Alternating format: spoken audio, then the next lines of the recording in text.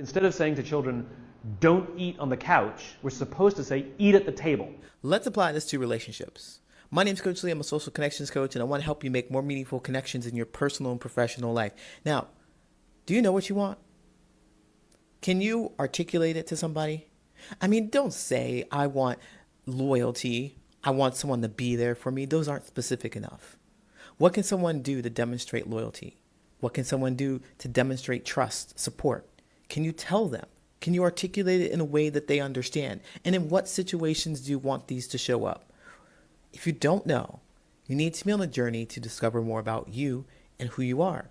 Otherwise, you're going to connect with people who don't know what you want and don't know how to give it to you, and you don't know how to tell them, so you're going to be frustrated all the time. I'd love to help you with this. Follow me for more content. I'll show you exactly what you need to do to connect with people who care about you and your well-being.